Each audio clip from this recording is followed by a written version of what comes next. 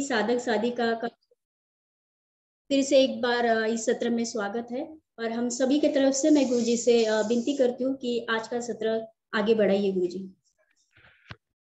करुणा शीतल हृदय पज्जत विहत मोहतमं सनरामर लोक गुरु वंदे सुगतं गति विमुक्तं करुणा शीतल हृदयं पज्जत विहत मोहतमं सनरामर लोक गुरु वंदे सुगतं गति विमुक्तं। अभी लेंगे बावेरु जातक। यह गाथा शास्ता ने जेतवन में विहार करते समय नष्ट लाभ सत्कार तैर्थिकों के विषय में कही। वर्तमान कथा इस प्रकार है।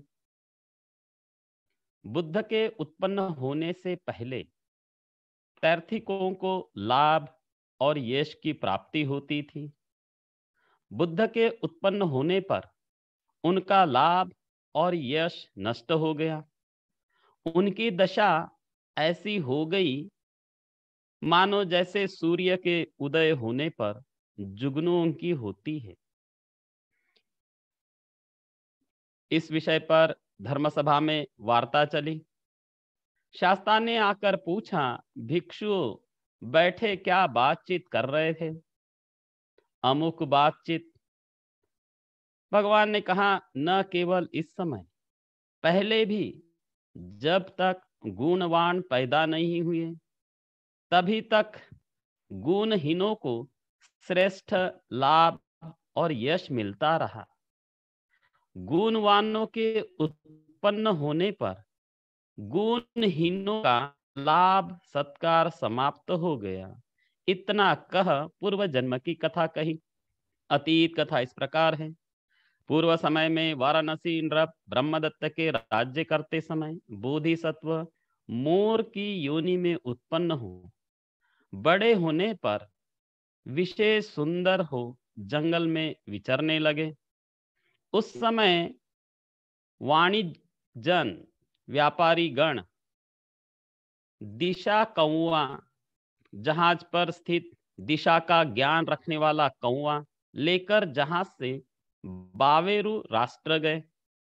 उस समय बावेरु राष्ट्र में पक्षी नहीं होते थे।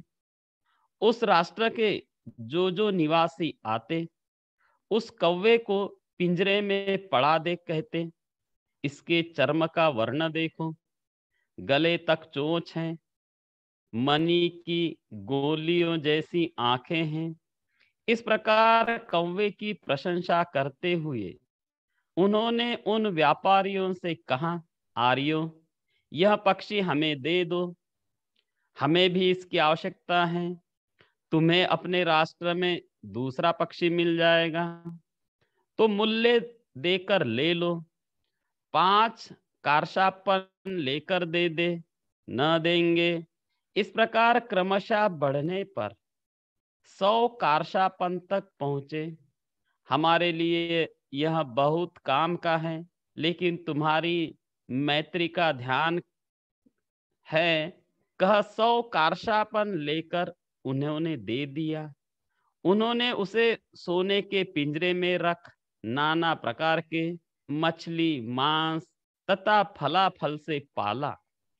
दूसरे पक्षियों के न होने से ये दुर्गुणों से युक्त कौवा भी श्रेष्ठ लाभ सत्कार पाने वाला हुआ। अगली बार व्यापारी एक मोर को, जो चुटकी बजाने पर बोलता, ताली बजाने पर नृत्य करता, सिखा पढ़ाकर साथ ले गए। वह जन समूह एकत्र होने पर नौका की धुरी पर खड़ा हो, परों को झाड़ मधुर स्वर से बोलता हुआ, नाचता, मनुष्यों को प्रसन्न हो कहा आर्य, यह सुंदर सुशिक्षित पक्षीराज हमें दो। पहले हम कौवा लेकर आए, वह ले लिया, अब एक मोर राज को लेकर आए, वह भी लेना चाहते हूं। तुम्हारे राष्ट्र में पक्षी लेकर आना कठिन है। आर्यो, जो भी हो, अपने राष्ट्र में दूसरा पक्षी मिल जाएगा, यह हमें दे। उन्होंने मूल्य बढ़ाकर उसे 1000 में लिया। उसे 7 रत्नों के सुंदर पिंजरे में रख मछली, मांस, फल आदि, मधु, शक्कर, शरबत से पाला। मोर राज को श्रेष्ठ लाभ और यश मिला। जब से वह पहुंचा, तब से कौवे का लाभ सत्कार घट गया। कोई उसकी ओर देखना भी नहीं चाहता था। कौवे को जो खाना भोजन नहीं मिला, तब वह का चिल्लाता हुआ जाकर कूड़ा करकट गिराने के स्थान पर उतरा। शास्ता ने ये 2 गाथाएं मिलाई और गाथाएं कही। जब तक मधुर भाषी शीखी मोर नहीं देखा, तब तक वहां मांस और फल से कौवे की पूजा हुई, और जब स्वर युक्त मोर बावेरु राष्ट्र पहुंचा, तो कौवे का लाभ सत्कार घट गया। इसी प्रकार जब तक प्रभंकर धर्मराज पैदा नहीं हुए, तब तक अनेक दूसरे श्रमण ब्राह्मणों की पूजा हुई। लेकिन जब स्वर युक्त बुद्ध ने धर्मोपदेश दिया, तो तैर्थिकों का लाभ सत्कार नष्ट हो गया। भगवान ने यह गाथा एक जातक का सामंजस्य स्थापित किया। उस समय वो जो कौवा था, वो निगंठ नाथ पुत्र था, और मोर राजा तो मैं ही था। दूसरी जातक विसह्य जातक।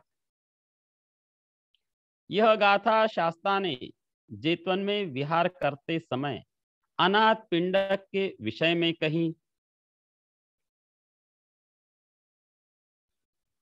इस कथा में शास्ता ने अनाथ पिंडक को संबोधन कर, हे गहपति, पुराने पंडितों ने शक्र के आकाश में खड़े होकर दान मत दो कथन को अस्वीकार कर कर भी दान दिया। कह उसके प्रार्थना करने पर पूर्व जन्म की कथा कही। अतीत कथा इस प्रकार है। पूर्व समय में वाराणसी ब्रह्मदत्त के राज्य करते समय बोधिसत्व 80 कोटि धन के स्वामी विसह्य नामक सेठ हुए। वह 5 शीलों से युक्त था और स्वभाव का दानी। वह चारों नगर द्वारों पर नगर के मध्य में और अपने द्वार 6 स्थानों पर दानशालाएं बनवा दान देता। प्रतिदिन 6 लाख व्यय करता। सारे जम्बूद्वीप को उद्वेलित कर उसके दान देने और उस दान के प्रताप से शक्र का भवन कांप उठा। देवेंद्र का पांडुवर्ण कंबल शीलासन गर्म हो गया। शक्र सोचने लगा, कौन है जो मुझे अपने स्थान से च्युत कराना चाहता है। उसने देखा कि विसह्य नामक महासेठ हैं, जो अत्यधिक पैर फैलाकर संपूर्ण जम्बूद्वीप में हलचल मचाता हुआ दान देता है। संभव है इस दान के प्रताप से मुझे च्युत कर स्वयं शक्र हो जाए। उसने सोचा, मैं इसके धन को नष्ट कर इसे दरिद्र बनाऊंगा, जिससे यह दान न दे सके। उसने उसका समस्त धन धान्य, तेल, मधु, शक्कर, यहाँ तक कि दास, नौकर, चाकर आदि को भी अंतर्धान कर दिया। दान प्रबंधकों ने आकर कहा, स्वामी, दानशालाएं रिक्त हो गई। जहां जो रखा था कहीं कुछ भी दिखाई नहीं देता। दान उच्छेद मत होने दो, वे यहां से ले जाओ, कहा उसने भारिया को बुलाकर कहा। भद्रे, दान प्रारंभ कराओ। उसने सारा घर ढूंढ ढाला। जब उसे आधे मास भर भी कहीं कुछ न दिखाई दिया तो बोली, आर्य, जो वस्त्र हम पहने हैं उन्हें छोड़ कहीं कुछ नहीं दिखाई देता। सारा घर खाली है। 7 रत्नों से भरे कोठी के द्वार खुलवाने पर भी कुछ न दिखाई दिया। सेठ और उसकी भारिया को छोड़ दूसरे दास, नौकर, चाकर भी नहीं दिखाई दिए। उसी समय एक घसियारा दराती, बहंगी और घास बांधने की रस्सी द्वार के अंदर फेंक कर भाग गया। सेठ की भारिया ने वही लाकर दी। स्वामी, इसके अतिरिक्त घर में और कुछ नहीं दिखाई देता।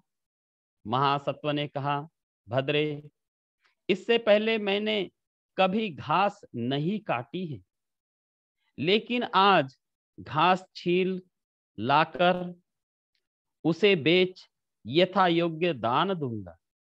वह दान देना बंद न हो। इस भय से दराती, बहंगी और रस्सी ले नगर से निकल घास के स्थान पर गया।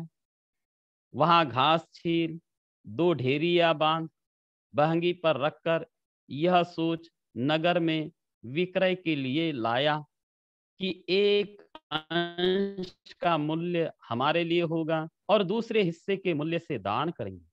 नगर द्वार पर घास बेचने से उसे जो मासक मिला उसका एक अंश उसने याचकों को दे दिया।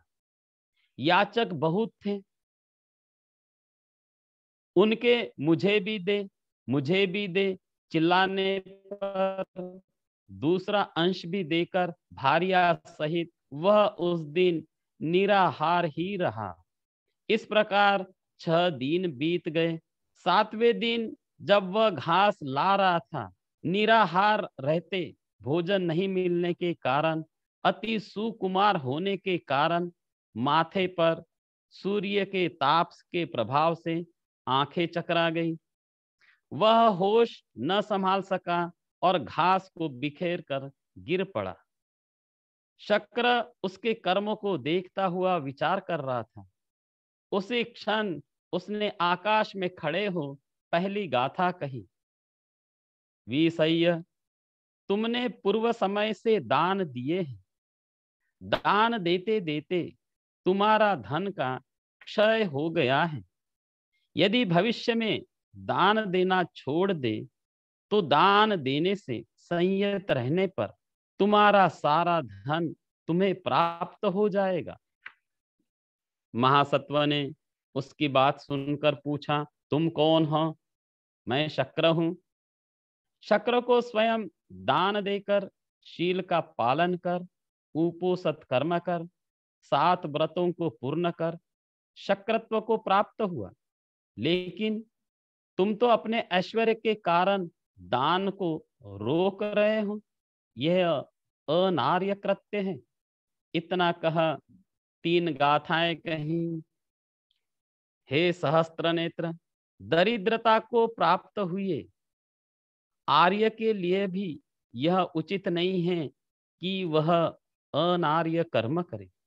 हे देवराज, जिस धन को भोगने के लिए श्रद्धा का त्याग करना पड़े वह धन ही न रहे। जिस मार्ग से एक रथ जाता है उसी से दूसरा रथ जाता है। हे वासव, यह पुराना दान का मार्ग चलता ही रहे। जब तक हमारे पास रहेगा देंगे, न होने पर क्या देंगे, ऐसी स्थिति होने पर भी देंगे। दान में प्रमादी न बनाए। शक्र जब उसे रोक न सका तो पूछा, दान किस लिए देता है? न शक्रत्व की इच्छा है, न ब्रह्मत्व की इच्छा। मैं तो सर्वज्ञता की प्रार्थना करता हुआ दान देता हूँ। शक्र ने उसकी बात सुन प्रसन्न हो उसकी पीठ पर हाथ फेरा। बोधिसत्व का शरीर उसी क्षण भोजन किए हुए के शरीर की भांति भर गया। शक्र के प्रताप से उसका सारा धन भी पूर्ववत हो गया।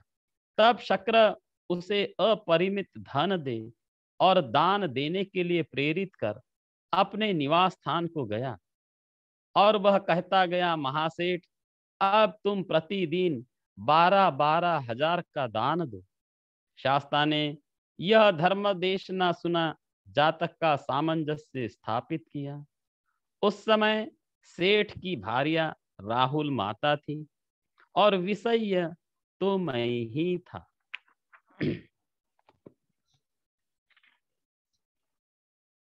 तीसरी जातक लेंगे।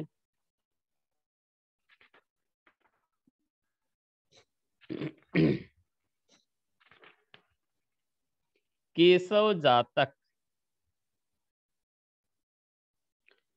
यह गाथा शास्ता ने जेतवन में विहार करते समय विश्वस्त भोजन के बारे में कही। वर्तमान कथा इस प्रकार है। अनाथ पिंडक के घर 500 भिक्षुओं के लिए नित्य भोजन बंधा था। उसका घर क्या था? भिक्षुओं की इच्छा पूर्ति का स्रोत था। नित्य काषाय वस्त्र से प्रभासित रहता और ऋषियों की हवा बहती रहती।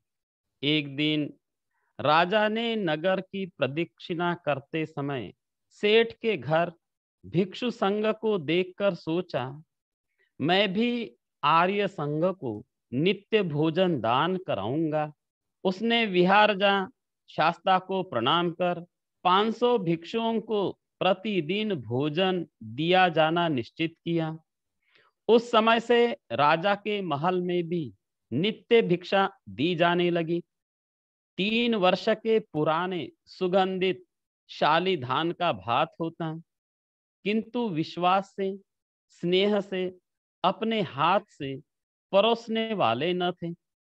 राजा के अधिकारी दिलाते, भिक्षु बैठकर खाना नहीं चाहते थे। नाना प्रकार का श्रेष्ठ भोजन ले अपने अपने सेवकों के घर पहुंच वह उन्हें दे और उनका दिया हुआ रूखा सूखा जो मिलता वह भोजन करते। एक दिन राजा के लिए बहुत से फलाफल लाए गए। राजा ने कहा, भिक्षु संघ को दे दो। भिक्षुओं ने दानशाला में पहुंच एक भिक्षु को भी नहीं देखा। उन्होंने राजा से कहा, एक भिक्षु भी नहीं है।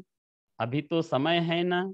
हाँ, समय है, लेकिन भिक्षु तुम्हारे घर से भोजन ले जाकर अपने विश्वस्त सेवकों के घर जाकर वह भोजन उन्हें दे और उनका दिया हुआ रूखा सूखा अथवा श्रेष्ठ जो भी मिला वह भोजन ग्रहण करते हैं। राजा ने सोचा, हमारा भोजन अच्छा होता है, किस कारण से उसे न ग्रहण कर दूसरा ग्रहण करते हैं? शास्ता से पूछूंगा। उसने विहार जा शास्ता को प्रणाम करके पूछा।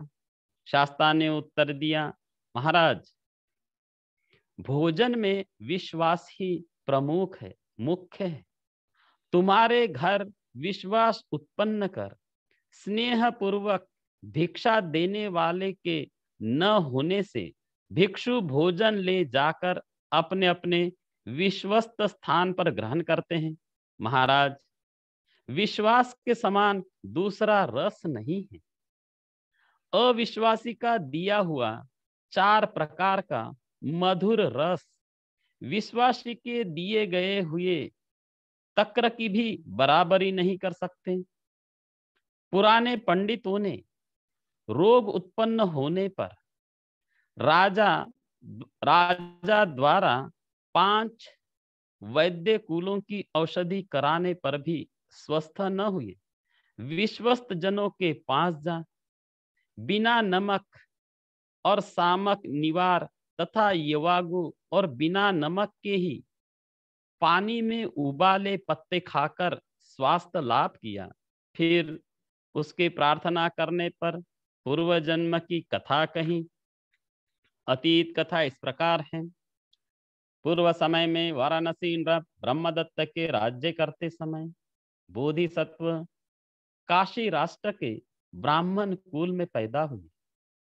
उसका नाम रखा गया कल्प कुमार। वह बड़ा होने पर तक्षशिला जा सभी विद्याएं सीख कालांतर में ऋषि प्रवज्या के अनुसार प्रवज्जित हुआ। उस समय केशव नाम का तपस्वी 500 तपस्वियों का शास्ता बन हिमालय में रहता था। बोधिसत्व उसके पास जाकर 500 शिष्यों में प्रधान शिष्य हो रहने लगे। केशव तपस्वी का भाव मैत्री तथा स्नेह पूर्ण था। वे परस्पर अति विश्वासी हो गए। समय पश्चात उन तपस्वियों सहित केशव तपस्वी नमक खटाई खाने के लिए जन स्थान में गया। वह वाराणसी पहुंच राजोद्यान में रहकर दूसरे दिन भिक्षा के लिए नगर में प्रविष्ट हो राजद्वार पर पहुंचा। राजा ने ऋषि गण को देखा, बुला, महल के अंदर भोजन करा, वचन ले उद्यान में बसाया। वर्षा ऋतु की समाप्ति पर केशव तपस्वी ने राजा से विदा चाही। राजा बोला, भंते आप वृद्ध हैं, अभी हमारे पास रहें, तरुण तपस्वियों को हिमालय भेज दें। उसने अच्छा कह स्वीकार किया और प्रधान शिष्य के साथ उन तपस्वियों को हिमालय भेज स्वयं अकेला रह गया। कल्प भी हिमालय जा तपस्वियों के साथ रहने लगा। केशव बिना कल्प के रहता हुआ उद्विग्न रहने लगा। उसे देखने की इच्छा से उसे नींद न आती। नींद न आने से भोजन ठीक ठाक न पचता। खून के जुलाब लग गए। तीव्र वेदना होने लगी। राजा ने 5 वैद्य परिवारों को ले तपस्वी की सेवा की। रोग शांत नहीं हो रहा था। केशव ने राजा से पूछा, क्या चाहते हो, मैं मर जाऊं अथवा स्वस्थ हूं? भंते आप स्वस्थ होना है तो मुझे हिमालय भेजे। भंते अच्छा कहा। राजा ने नारद नाम के अमात्य को बुलाकर कहा, नारद हमारे भदंत को ले वन चरों के साथ हिमालय जाओ। नारद उसे वहां पहुंचाकर लौट आया। केशव ने भी जैसे ही कल्प को देखा, उसका चैतसिक रोग शांत हो गया और उद्विग्नता शांत हो गई। कल्प ने उसे बिना नमक के, बिना छौंक, केवल पानी में उबले पत्तों के साथ निवार यवागु दिया। उसी क्षण उसके खून के जुलाब शांत हो गए। राजा ने फिर नारद को भेजा, जा केशव तपस्वी का समाचार ला। उसने जा उसे स्वस्थ देख पूछा, भंते वाराणसी नरेश के 5 वैद्य परिवारों को लेकर आपकी सेवा शुश्रूषा करता हुआ भी आपको स्वस्थ न कर सका। कल्प ने आपकी सेवा किस प्रकार की? यह पूछते हुए उसने पहली गाथा कही, सभी कामनाओं की पूर्ति करने में समर्थ राजा को छोड़ भगवान केशव कल्प के आश्रम में कैसे रमन करते हैं?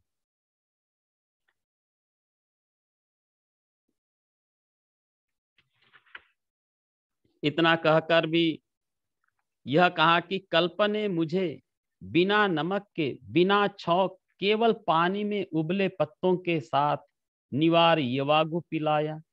उसी से मेरा रोग शांत हुआ, मैं निरोग हो गया। इसे सुन नारद ने तीसरी गाथा कही, तुम शुद्ध मांस के साथ शाली भात खाते थे, तुम्हें बिना नमक का सामाक निवार कैसे अच्छा लगा। इसे सुन केशव ने चौथी गाथा कही, स्वादु हो या अस्वादु, अल्प हो या अधिक, विश्वस्त होकर जो खाया जाता है वही अच्छा लगता है। रसों में विश्वास ही प्रधान है। नारद ने उसकी बात सुन राजा के पास जाकर कहा, केशव इस प्रकार कहता है, शास्ता ने यह धर्मदेश ना सुना, जातक का सामंजस्य स्थापित किया। उस समय राजा आनंद था, नारद सारीपुत्र था, केशव बक ब्रह्मा था और कल्प तो मैं ही था। चौथी जातक लेंगे, अयकूट जातक। यह गाथा शास्ता ने जेतवन में विहार करते समय लोकोपकार के विषय में कही। अतीत कथा इस प्रकार है। पूर्व समय में वाराणसी ब्रह्मदत्त के राज्य करते समय बोधिसत्व ने उसकी पटरानी की कोख में गर्भ धारण की। कोख से उत्पन्न हुआ। बड़े होने पर शिल्पसिक, पिता के मरणोपरांत राजा हो, धर्म तथा न्याय से राज्य करने लगे। उस समय मनुष्य देव पूजक थे। उसके कारण अनेक भेड़ बकरियों को मार देवताओं की बलि चढ़ाते थे। बोधिसत्व ने मुनादी करवाई, घोषणा कराई कि प्राणियों की हत्या न की जाए। यक्षों को बलि नहीं मिली तो वह बोधिसत्व पर रुष्ट हुए। उन्होंने हिमालय में सभा कर एक यक्ष को बोधिसत्व की हत्या करने के लिए भेजा। वह बल्ली के बराबर आकार का जलता हुआ लोहे का टुकड़ा ले आकर आधी रात के बाद बोधिसत्व की शैया के सिर पर खड़ा हो गया कि इसके एक ही प्रहार से मारूंगा। उसी समय शक्र का आसन गर्म हुआ। विचार करने पर उसने वह बात मालूम की कि इंद्र वज्र ले आकर यक्ष के ऊपर खड़ा हो गया। बोधिसत्व ने यक्ष को देख यह जानने के लिए कि यह मेरी रक्षा हेतु खड़ा है अथवा मेरे वदार्थ, उससे वार्ता करते हुए पहली गाथाएं कही।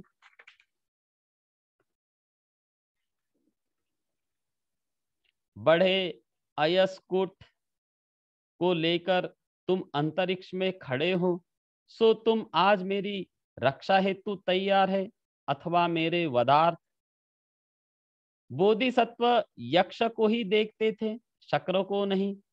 लेकिन यक्ष शक्र के भय से बोधिसत्व पर प्रहार नहीं कर सकता था। उसने बोधिसत्व की बात सुन उत्तर दिया, महाराज, मैं तुम्हारी रक्षा के लिए नहीं हूं, किंतु इस जल रहे अयस्कूट के प्रहार से तुम्हें मारने के लिए आया हूं। शक्र के भय से तुम्हें नहीं मार सकता हूं। यही बात प्रकट करते हुए उसने दूसरी गाथा कही, हे राजन, मैं राक्षसों का दूत हूं और तुम्हारे वध के लिए भेजा गया हूं, लेकिन देवराज इंद्र तुम्हारी रक्षा कर रहा है। इस कारण मैं तुम्हारा सिर नहीं फाड़ रहा हूं। यह सुन बोधिसत्व ने गाथा कही, यदि देवराज देवेंद्र मघवा सुजमपति मेरी रक्षा करता है तो फिर चाहे सभी पिशाच निनाद करे, राक्षसी प्रजा से मुझे डर नहीं है। चाहे सारे कुंभाड़ राक्षस तथा पशु पिशाच क्रंदन करे, उनकी विभीषिका अत्यधिक होने पर भी वे युद्ध के लिए समर्थ नहीं है। शक्र ने यक्ष को भगाकर महासत्व को उपदेश दिया, महाराज डरे नहीं, अब आपकी रक्षा का भार मुझ पर है। यह कहा वह अपने स्थान को गया। शास्ता ने यह धर्मदेशना कहा, जातक का सामंजस्य स्थापित किया। उस समय शक्र अनुरुद्ध था और वाराणसी राजा तो मैं ही था।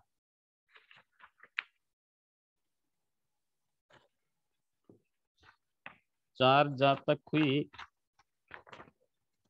एक और छोटी जातक ले लेते हैं। पांचवी जातक संधि भेद जातक। यह गाथा शास्ता ने विहार करते समय परोक्ष निंदा न करने की शिक्षा के विषय में कही। वर्तमान कथा इस प्रकार है। एक समय शास्ता ने जब यह सुना कि षड्वर्गीय भिक्षु परोक्ष निंदा करते घूमते हैं, तो उन्हें बुलाकर पूछा, भिक्षु, क्या तुम सचमुच झगड़ते हुए, कलह करते हुए, विवाद करते हुए भिक्षुओं की परोक्ष निंदा करते घूमते हो? उससे ये अनुत्पन्न कलह उत्पन्न हो जाते हैं, पैदा हुए कलह अधिक बढ़ जाते हैं। हाँ, सचमुच। भगवान ने उनकी निंदा करते हुए कहा, भिक्षु, ये पैशुन यानी निंदा तीक्ष्ण शस्त्र प्रहार के सदृश है। उससे दृढ़ विश्वास भी शीघ्र टूट जाता है और उसे लेकर उससे युक्त जन अपनी मैत्री नष्ट कर देता है, जैसे सिंह और बैलों की कथा। इतना कह पूर्व जन्म की कथा कही। अतीत कथा। पूर्व समय में वाराणसी ब्रह्मदत्त के राज्य करते समय बोधिसत्व उसका पुत्र होकर जन्म। बड़े होने पर तक्षशिला में शिल्प ग्रहण कर पिता के मरणोपरांत धर्मानुसार राज्य करने लगे। उस समय एक ग्वाला जंगल में गाय चराकर लौटते समय एक गर्भिणी को भूलवश जंगल में छोड़ लौट आया। उसकी एक सिंहनी के साथ मैत्री हो गई। वे दोनों परम मित्र हो एक स्थान पर चरती थी। कालांतर में गाय ने बछड़े को और सिंहनी ने सिंह शावकों को जन्म दिया। वे दोनों कुलागत मैत्री के कारण परम मित्र हो साथ साथ रहते थे। एक वनचर ने जंगल में प्रविष्ट हो उनकी मैत्री देखी। जब उसने जंगल में पैदा हुआ सामान ले जाकर वाराणसी राजा को दिया, तो उसने पूछा, मित्र, तुमने जंगल में कोई आश्चर्यजनक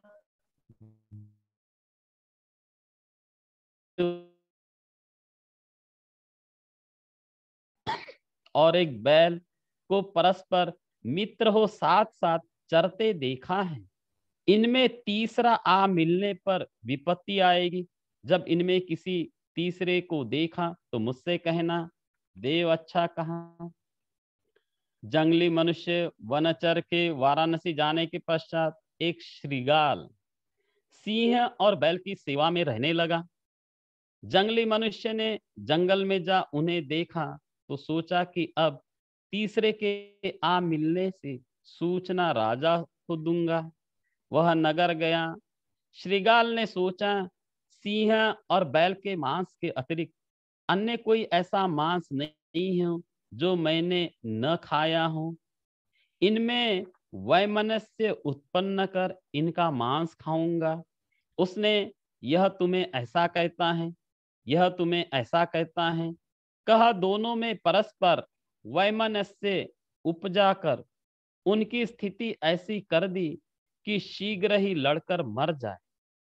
जंगली मनुष्य ने आकर राजा को सूचना दी, देव, उनमें से तीसरा आ मिला। वह कौन है? देव, श्रृगाल है। वह दोनों में वैमनस्य उपजा उन्हें मार डालेगा। हम उनके मरने के समय पहुंचेंगे। कहा राजा रथ पर चढ़ जंगली मनुष्य के बताए मार्ग से चलकर वहां उस समय पहुंचा जब वे परस्पर लड़कर मर चुके थे। श्रीगाल प्रसन्न चित्त हो एक बार सिंह का मांस खाता और एक बार बैल का। राजा ने उन दोनों को मृत देख रथ पर बैठे ही बैठे सारथी से बातचीत करते हुए गाथाएं कही। स्त्रियों की सी समानता है, न भोजन की, कलह का कोई भी कारण उपस्थित नहीं, इसलिए इस वैमनस्य से उपजाने वाले की कुशलता देख। पिशुनता यानी चुगलखोरी तीक्ष्ण तलवार की भांति मांस में घुसती है, इसलिए अधम पशु सिंह और वृषभ को खाते हैं। सारथी जो जन वैमनस्य से उपजाने वाले परोक्ष निंदक के वचन को सुनता है, वह यह जो तुम देख रहे हो इसी दशा को प्राप्त होता है। और हे सारथी, जो विरोध पैदा करने वाले पिशुन की वाणी पर ध्यान नहीं देते, वह स्वर्गगामी जनों की भांति सुख से सोते हैं।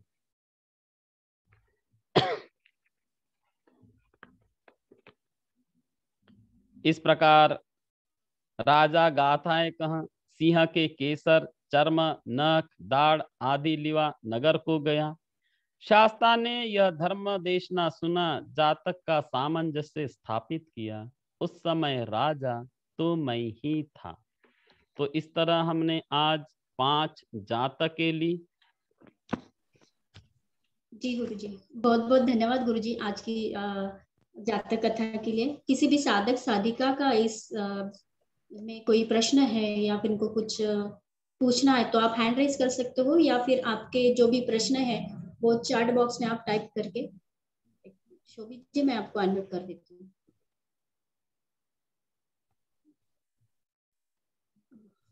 राहुल जी, मेरा एक नंबर है, उसको आप को होस्ट कीजिए या फिर आप उनको अनम्यूट कर दीजिए तब तक।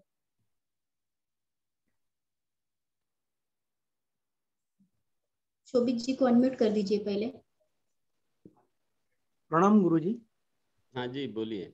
गुरुजी, 2 चीजें, एक कुंभाड़ क्या होते हैं, असुर होते हैं क्या वो? वो यक्ष जो लोग होते वो कुंभाड़ है। अटानाटिया में भी उनका उल्लेख आता हाँ, है। उसमें उनका वर्णन आता है। और षड्वर्गीय भिक्खु कौन होते हैं? पंचवर्गीय तो पता है।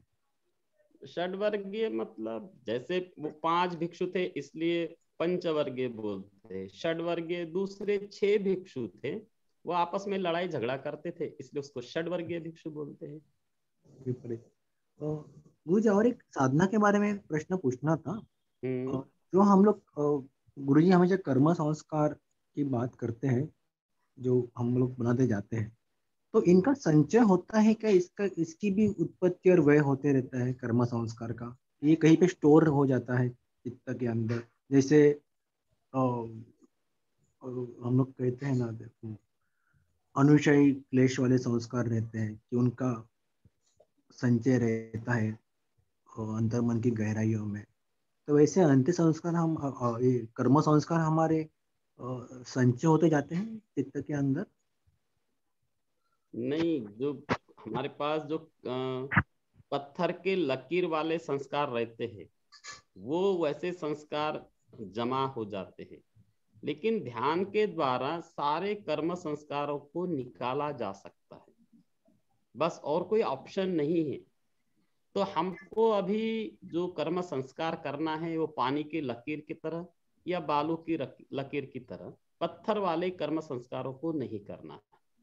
और जो पुराने हैं उसके बारे में तो अपने को मालूम ही नहीं है कि कितने कर्म संस्कार हमने इकट्ठा कर रखे हैं। उसको तो धीरे धीरे शनय शनय अभ्यास करते जाना है और निकालते रहना है, वो अपने वश में नहीं है। लेकिन जो अभी हल्के फुल्के करते हैं तो वो उसका उतना फल नहीं मिलता है।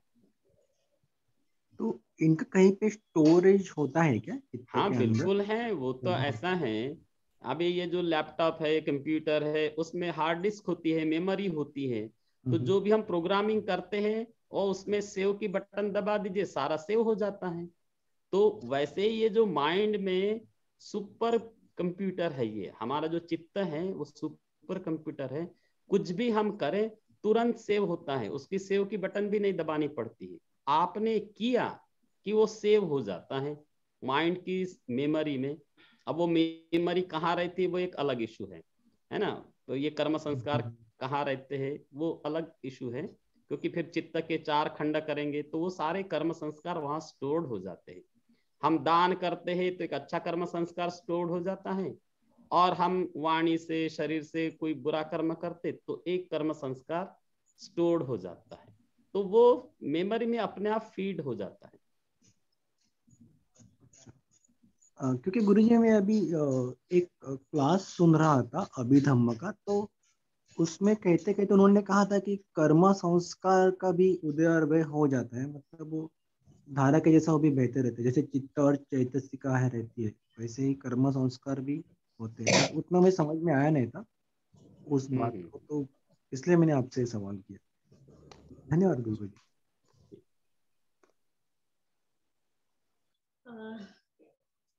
जी स्मितेश जी, आप आपके प्रश्न पूछिए। प्रणाम गुरु जी।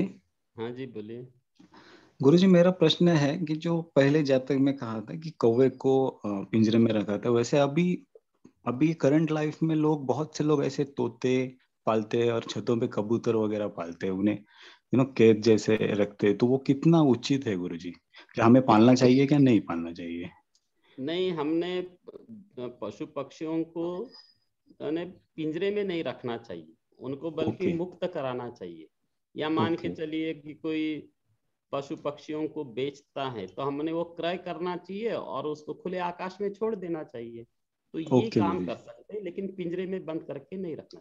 अब पुराने जमाने में करते हैं या आज भी करते हैं तो करने दे, किस किस को रोकने जाएंगे, हमको स्वयं नहीं करना है। लेकिन उन्हें खाना पीना तो बाहर ऐसे छत पे वगैरह डाल सकते हैं ना, पानी वगैरह? बिल्कुल, वो सारी चीजें दे सकते हैं आप, छत पे भोजन रखे, पानी रखे, वो सब कर सकते हैं, करना चाहिए। और एक प्रश्न था गुरु जी शील के बारे में। कभी कभी घर में छोटे बच्चे होते हैं, उन्हें खाना वगैरह देना होता है तो वो खाते नहीं है, तो जबरदस्ती झूठ बोलना पड़ता है कि वहाँ ये ऐसा है, वहां पे भूत है, ये है वो है, तभी वो खाते हैं, तो वो कितना उचित है? मैं तो शील तो टूटी बोलने है। की आवश्यकता ही नहीं है, जब उसको भूख लगेगी तो खाएगा। रोते भी है छोटी सी बात के लिए झूठ बोलने की कतई आवश्यकता नहीं है, उसके एडवांटेजेस बता दीजिए, कर लेगा। और क्यों जबरदस्ती खिला रहे हैं, जब खाना रहेगा वो खाएगा बच्चा। अच्छा गुरु जी। और गुरु जी और एक प्रश्न है कि मैं एचआर फील्ड से रिलेटेड हूँ, तो हमारे कंपनी में जो सीनियर्स है उन्हें सत्य बोला तो फिर भी उन्हें चुभता है। मीन्स ऐसा लेबर पे, जो ब्लू कॉलर लेबर है, उन पे बहुत सा अन्याय होता है, और लेबर में कंप्लेंट भी दे तभी भी कुछ नहीं होता। मैं खुद ही जाता हूँ एज एचआर में, उनकी साइड से जाता हूँ, तो जितना भी सत्य बोले उतना उनका चुभता है, क्योंकि वो एमडी तक पहुंचने नहीं देते। ये मेरा पर्सनल एक्सपीरियंस है। तो उससे कैसे बचा जाए गुरुजी? कि बहुत बार मेरे सामने बहुत से ब्लू कॉलर जो क्लास 4 के एम्प्लॉयज है, उन्हें सत्य बोले तो निकलते, क्योंकि उनका प्रॉफिट होता नहीं, ऊपर के जो मैनेजर्स है वो गए, तो वो चीज से कैसे टैकल करूँ गुरुजी? हर बार बोलता हूँ लेकिन हर बार वो उनका प्रॉब्लम में हो जाता है, निकाल ही देते हैं सीधा। अब देख लीजिए, उनको समझा दीजिए, इसका भी सत्य का एक अपना बल होता है, तो हाँ जी, लाभ तो होगा, लेकिन हम अपनी तरफ से कोशिश करना है। ओके गुरुजी, धन्यवाद। गुरुजी एक प्रश्न आया है, अशुभ भावनाएं क्या होती है? अशुभ भावना ये है कि कोई कोई ध्यान करने आता है तो उसका चित्त ही नहीं लगता, उसका चित्त केवल ध्यान करने जाता है तो रूप को देखता है, काम वासना में ही उलझा रहता है, यानी एक सांस भी वो नहीं देख पाता, केवल उसको रूप बड़ा सुंदर दिखाई देता है।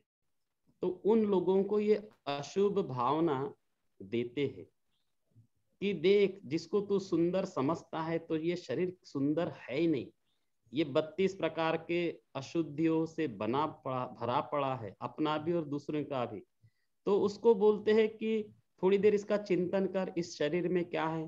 तो वो देखता है शरीर में केसा लोमा नखा दंता तचो, केस है, लोम है, ये त्वचा है, फिर वो 32 गंदगियों के बारे में बोलना होता है। यानी केसा लोमा नखा दंता तचो मनसंग नारु अट्ठी अट्ठी मिंजंग वक्कंग हदयंग यकनंग किलो मकंग पिहकंग फप्फासंग अंतंग अंतगुणंग उदरियंग करिसंग पित्तंग सेम्मंग पुब्बो लोहितंग सेदो मेदो अस्सु वसा खेड़ो सिंघानिका लसिका मुत्तंती। मल है, मूत्र है, पेशाब है, पाखाना है, बड़ी आंतें, तो पूरा शरीर गंदगी से भरा पड़ा है।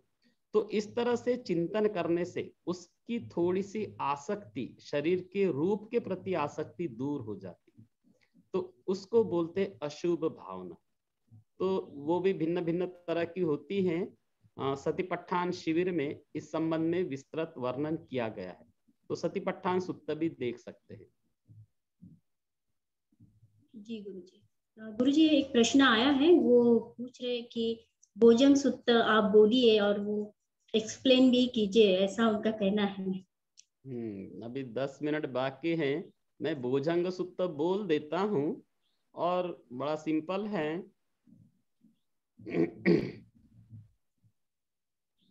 संसारे संसरंतानं सब दुख विनाशके सतधम्मे च भुजंगे मारुसेन पमद्धने भुजित्वा ये चिमे सत्ता भवा मुत्तकुत्तमा अजातिं मज्जरा व्याधिं अमतं निभयं गता एवमादि गुणोपेतं अनेक गुणसंगहं औषधं च इमं मन्तं भुजंगं च भणामहे।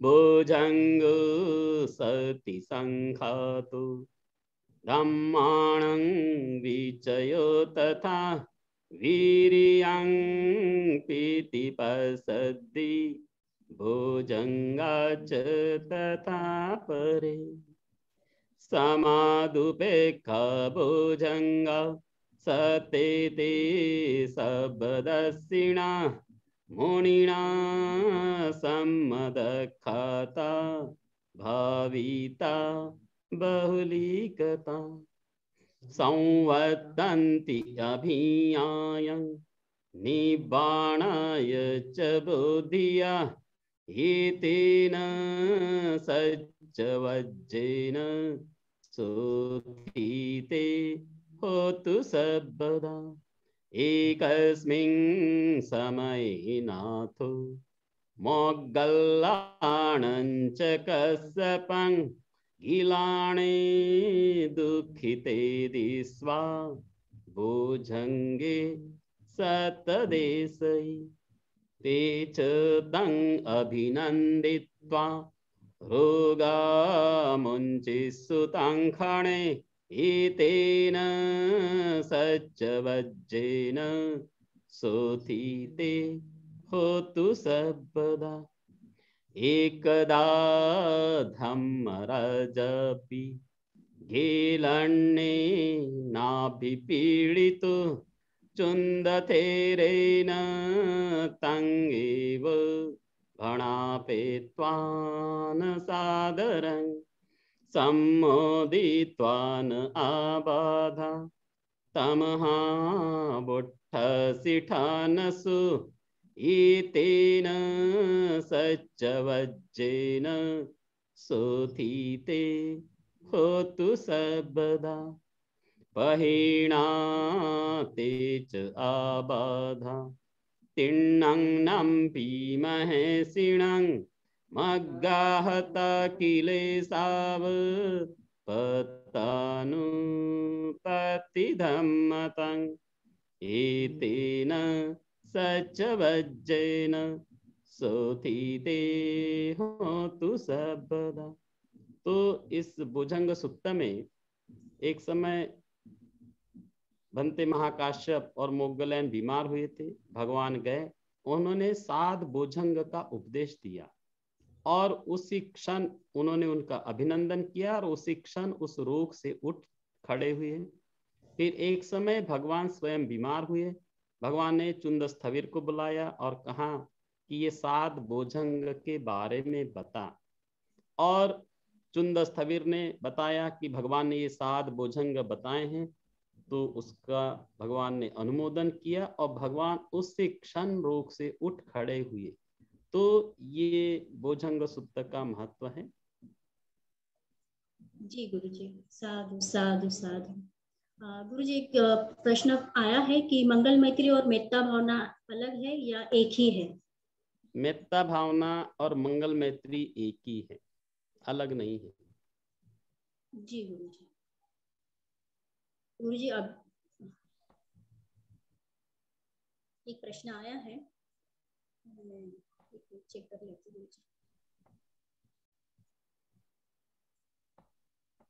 पातिमोक्ष का मतलब क्या है? क्या चीज? पातिमोक्ष। पातिमोक्ष का मतलब क्या है? ये तो पातिमोक्ष होता है भिक्षुओं को पूर्णिमा और अमावस्या के दिन वो करना पड़ता है। 15-15 दिन के भीतर सारे भिक्षु एकत्रित होते हैं सीमा में, और उस सीमा में आकर वे कहते हैं कि हमसे कोई दोष हुआ हो तो वो एक दूसरे के सामने प्रकट करते हैं, और फिर वो दोष यदि हो गया तो वो फिर नियम के अनुसार, विधि के अनुसार वो दंडित भी होते या परिवास भी देना पड़ता है। तो उसको पातिमोक्ष बोलते हैं। भिक्षुगण 227 नियमों का वो उस दिन पठन पाठन करते हैं, पारायण करते हैं, तो इसको पातिमोक्ष बोलते हैं। जी गुरु जी, बहुत बहुत धन्यवाद गुरु जी। और अभी किसी के प्रश्न नहीं है तो ये सत्र हम सब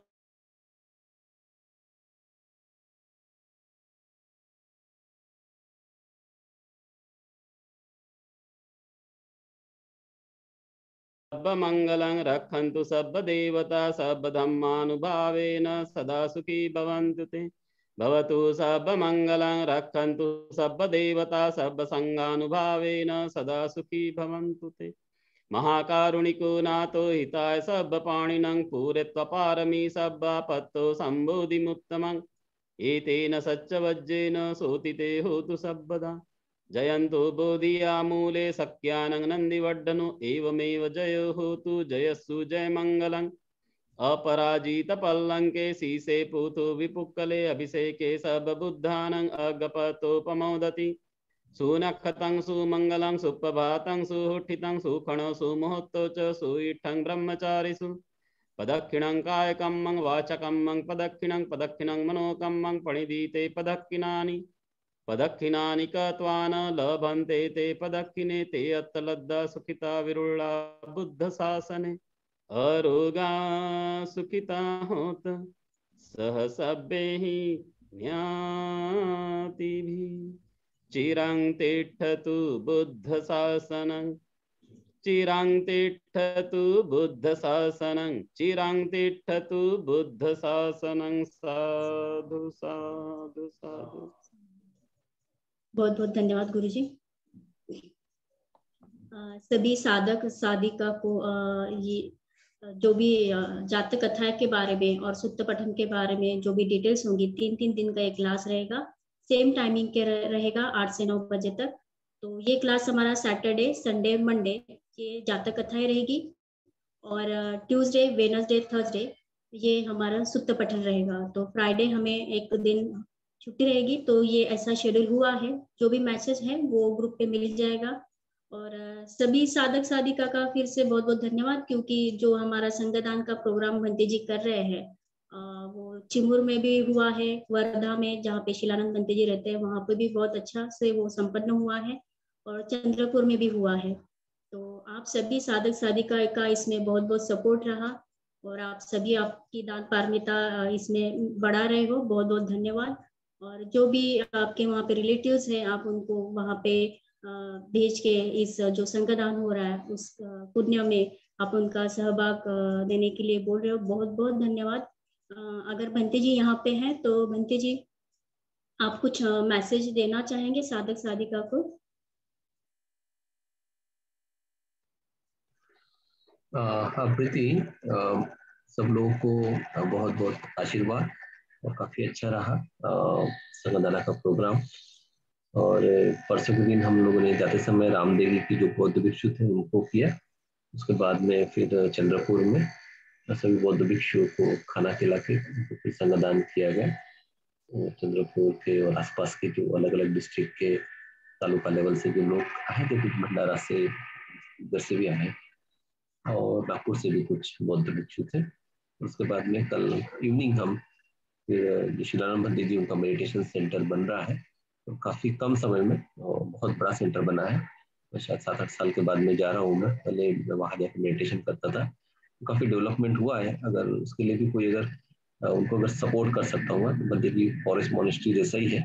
मेरे ख्याल से 150 लोगों तक के रहने की व्यवस्था है। खास करके जो गरीब जो लोग हैं, जो हमको नहीं जानते, उनके लिए खास करके काम करते हैं। मैं चाहूंगा कि आप सब लोग उनको भी सपोर्ट करें अपने ऑर्गेनाइजेशन के थ्रू। और अभी मैं आज पहुंच गया हूँ कि और दूसरी जगह का भी संगदाना का प्रोग्राम मैं फिर से ऑर्गेनाइज कर रहा हूँ। धन्यवाद जी बहुत बहुत धन्यवाद भंते जी, आपके वजह से ये सब दान पारमिता हम साधक साधिका कर पा रहे हैं।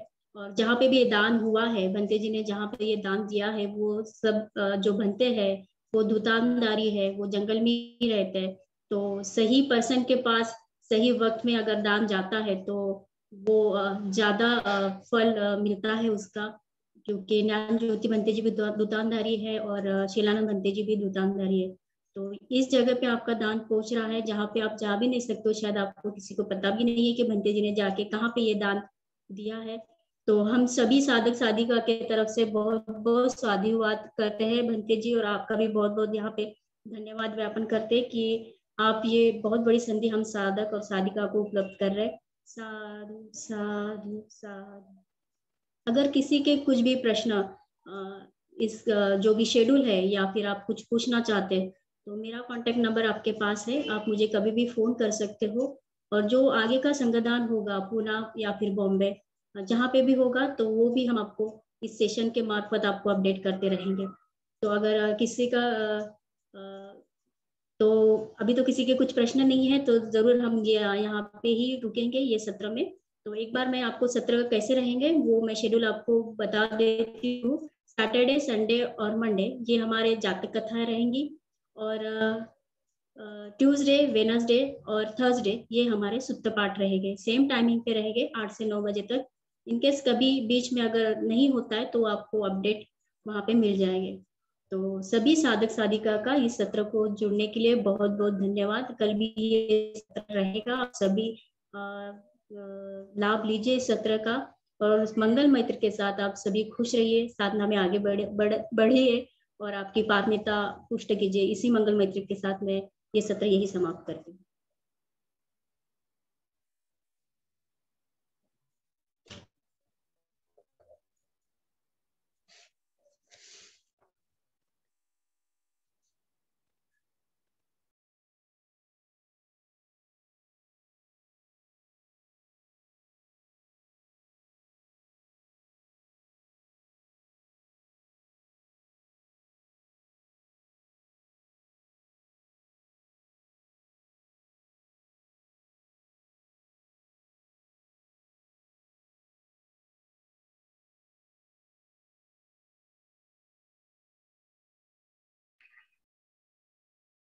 सेशन क्लोज कर दो अभी आप।